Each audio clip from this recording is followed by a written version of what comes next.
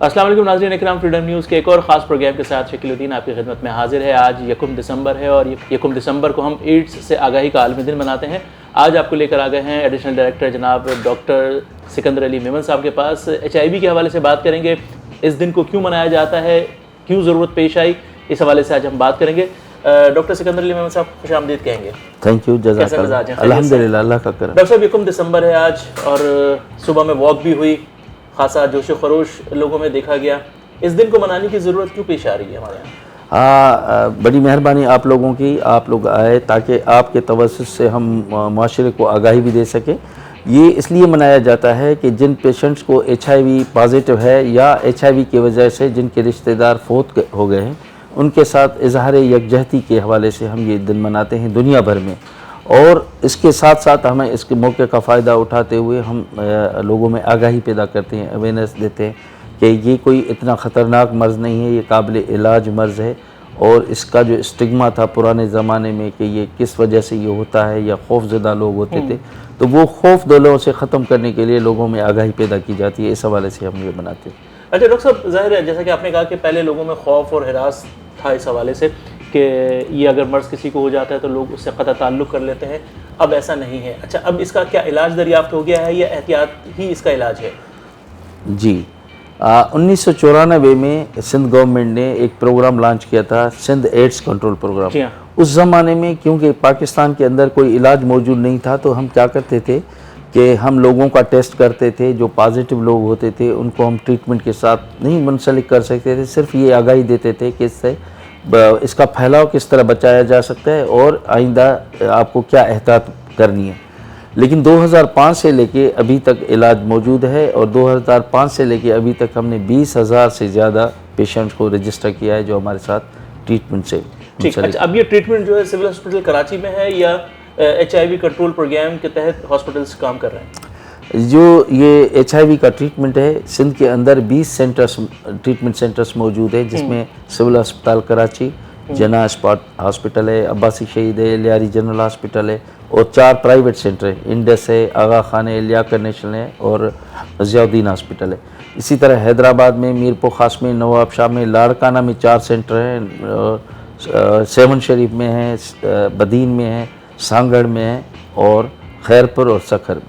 ठीक। अच्छा डॉक्टर साहब, आम तौर पर एक ख्याल ये है कि ये जिनसी बहरारवी के वजह से ये मर्ज़ फैलता है, लेकिन देखा ये गया है कि हजाम की दुकान पर अगर उस तरह इस्तेमाल किया जा रहा है वो, या फिर अगर दंदान साज के पास जाते हैं, डॉक्टर के पास जाते हैं, वहाँ स्टेलाइज अगर इंस्ट्रूमेंट नहीं होता तो वो भी उसका ज़रिया बनता है। तो इसके अलावा और मज़ीद कौन कौन से ज़रिए हैं जिससे HIV एड्स फैलने का ख़दशा है? इसमें 2 तरह की पॉपुलेशन को हम कंसिडर करते हैं। एक की पॉपुलेशन है जिसमें इंजेक्टिंग ड्रग यूज़र्स हैं, जो इंजेक्शन में नशा करते हैं और शेयरिंग करते हैं। तो जो एक सिरिंज 10 cc की भरते हैं और 5 लोग आपस में लगाते हैं, तो उसी की वजह से ये ज़्यादा फैलती है टॉप पे। उसके बाद सेक्स वर्कर्स हैं, मेल फीमेल सेक्स वर्कर हैं, ट्रांसजेंडर हैं, इसमें भी इनका परसेंटेज है। लेकिन जनरल पॉपुलेशन में एज सच ये बड़ी काउंट नहीं होती।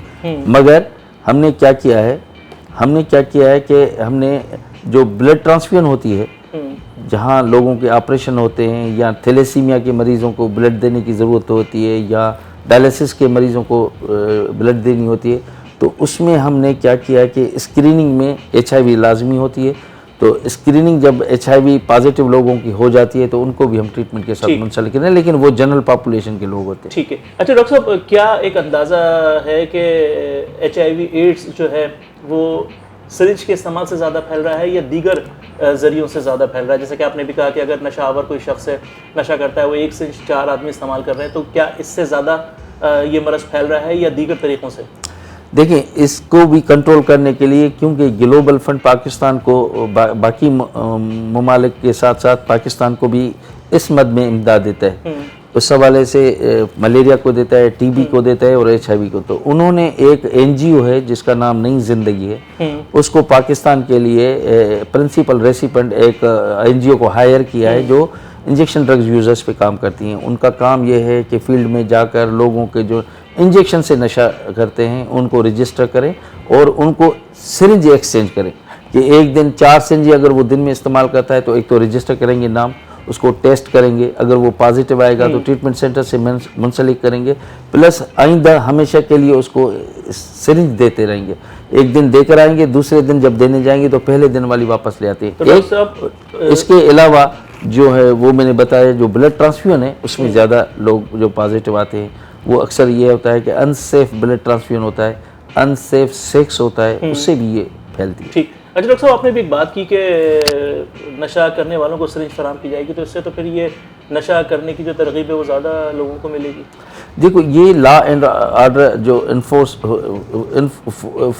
جو فورس ہوتے ہیں نا, ان کا کام ہے کہ حکومتی پالیسی کو امپلیمنٹ کریں کہ نشہ بکے نہیں, کوئی خریدے نہیں, کوئی کرے نہیں.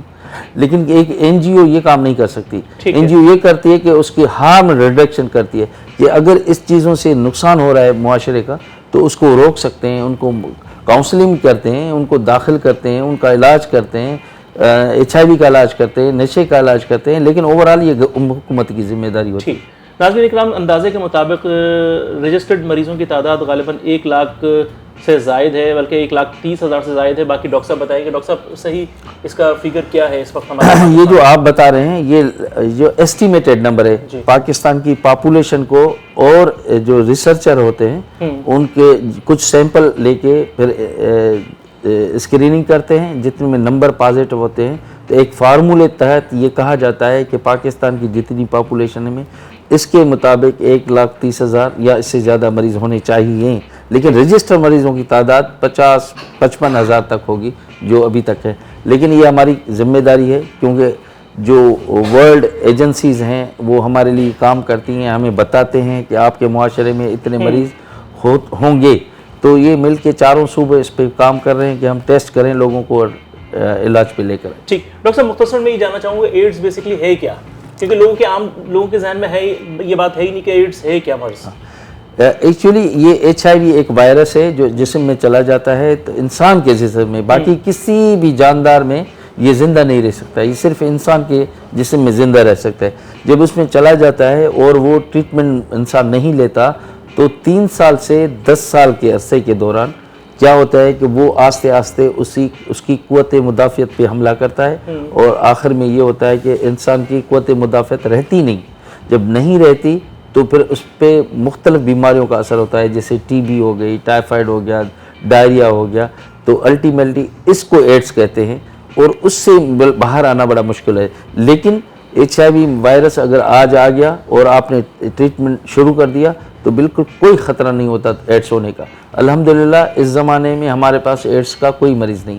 ایچ آئی وی پازیٹیو لوگ ہیں لیکن ایڈز والا کوئی بھی نہیں, کوئی مرض نہیں ہے. اس کا مطلب ہے کہ ہمارے یہاں اس کا علاج دستیاب ہے اور مفت میں, اور مفت میں 100% ٹیسٹیں فری ہیں, 100% علاج فری ہے. اگر ایچ آئی وی کے علاوہ جو مریض آتا ہے جس کو کوئی اور بیماری ہے, مثال کے طور نزلہ زکام کھانسی ہے, سینے کا مرض ہے, تو ہم اس کی دوائی بھی فری آف کاسٹ اس سینٹر پہ دیتے ہیں. ٹھیک. ڈاکٹر صاحب اس ایچ آئی وی کے جو مریض ہیں وہ سامنے آنا پسند نہیں کرتے, ایسی صورتحال میں ان کا علاج کرنا اور پھر لوگوں سے چھپا کے رکھنا کیا ضروری ہے؟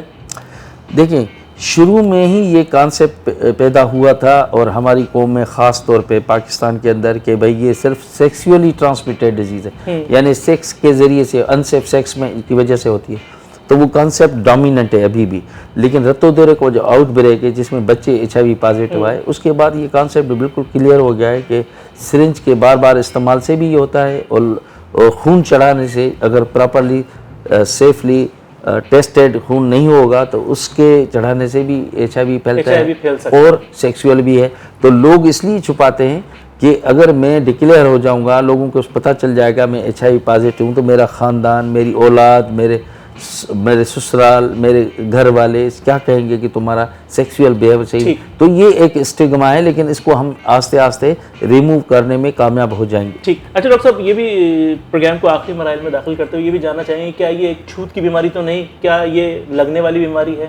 نہیں, بالکل انشاءاللہ تعالی یہ مت ہے, یہ چھوت کی بیماری نہیں ہے, اور یہ ساتھ کھانے سے, ایک برتن میں کھانے سے نہیں ہوتی, یہ تولیہ کپڑے استعمال کرنے سے نہیں ہوتی, ایک ساتھ بیٹھنے سونے سے بالکل نہیں ہوتی. یہ صرف رطوبت سے ہوتی ہے اور خون سے ہوتی ہے. خون چڑھایا جائے یا خون کسی بھی طرح آپ کے جسم میں دوسرے ایچ آئی وی پازیٹیو کا ہو داخل ہو جائے, دوسرا رطوبت، ماں کا دودھ ہے اور جو مرد اور عورت کی رطوبتیں ہوتی ہیں ملنے سے، اس کے علاوہ کھانا پینا، ساتھ سونا بیٹھنا اٹھنا، بچوں کو سینے سے لگانا، پیار کرنا، اس سے کسی میں بھی نہیں.